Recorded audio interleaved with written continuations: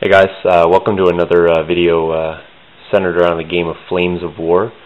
In this video I thought I would just start going through some of the rule book, just showing you what's in there, what's available, how it's laid out, and just kind of give you a brief overview of how you can use it and how it'll help you in the game. So this is the cover here. Again, like I said, it's a hardcover book. It's very nicely laid out. It starts off here with nice overview of the globe during the Second World War, and basically it's laid out on who controlled what. So you have your Allied controlled areas as well as your Axis controlled areas, and then your neutral. So that just gives you a brief rundown of what the continents were looking like at the time of actually this is dated September 1st, 1939 up to September 2nd, 1945. It just goes through and it gives a nice zoom in on 1942 of Europe, and then again just showing you what was controlled by the Axis, what was controlled by the Allies. This is kind of interesting because if you choose specific fronts or specific battles, you can kind of get some fluff, or not really fluff, but you can get some history about the situation in that country at the time, and that can sort of add to the game in terms of a historical sense. Then of course you have your table of contents. It's quite extensive because there is so many different aspects to the book. What I do like about it is it's bolded for your main thing. So if you were concerning assaults, you would go to this section, and then it breaks it down into certain situations. It's broken down into situations as opposed to rules. Movement, shooting, reconnaissance, and various things like that, aircraft. So if you're in a situation, for instance, say you were in an assault and you were consulting what would happen if a platoon was breaking off, you would go here and go to page 110.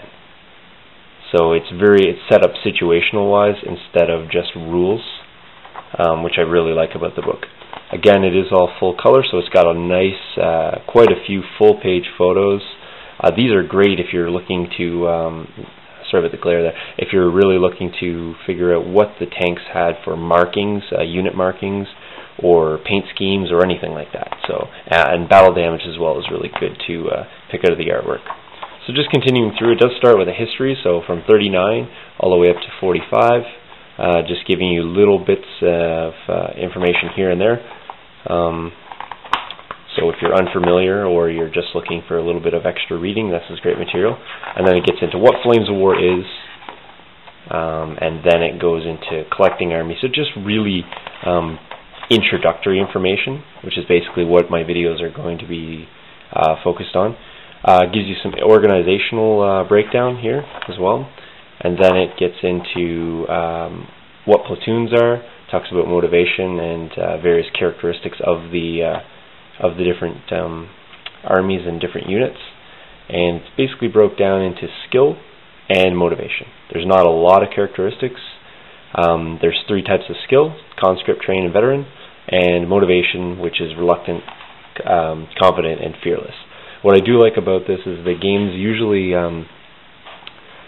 focused just around those two aspects in terms of shooting and moving and staying in command distance, and what I do like about it is that it's very historically accurate. So we'll say if there's a platoon or a certain unit that was in the war a long time, they would be veteran for one status, but maybe reluctant for their motivation, and the fact that they know they're nearing war end, or they've been in a long time, so they're unwilling to put themselves in a dangerous situation. So they're reluctant to do such a thing, but they are, in terms of getting out of the way of shots or staying alive, they're veterans, so they have the skills. So that comes into play in a lot of aspects of the game, which I really like. Gets into a little bit about terrain.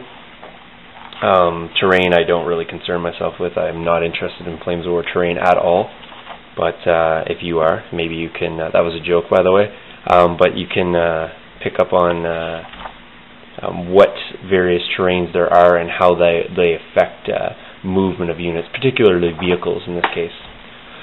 It goes into how to build an army, and not giving you everything in the rule books, just because I really want you to purchase this book from Battlefront, but I wanted to let you know what the key areas are. So the main areas, you have movement, which is here, and it's broken down into several stages.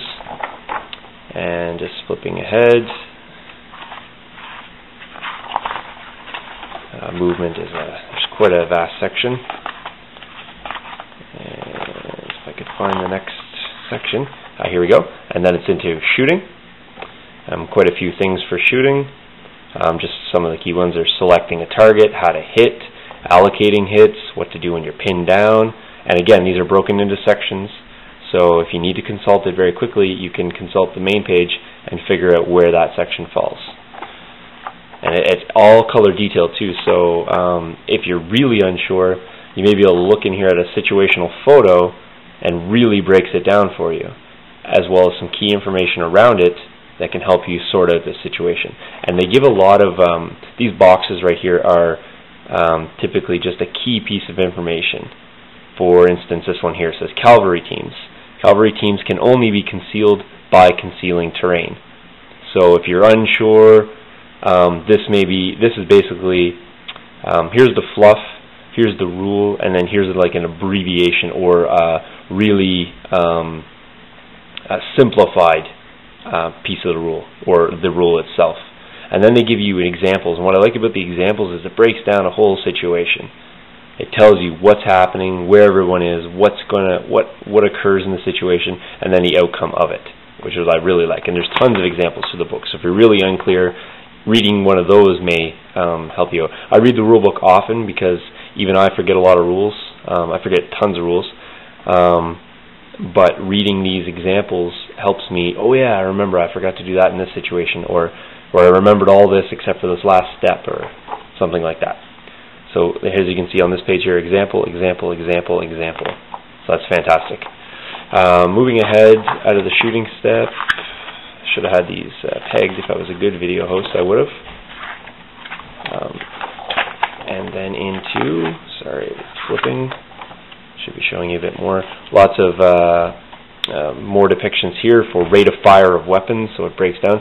Even shows you how many dice you get if you're more of a visual than a reading type of person. So quick glance, you can tell 3 dice is roll 3 dice. It does give you some stats even without the source books, but in the source books you'll also have all this information as well.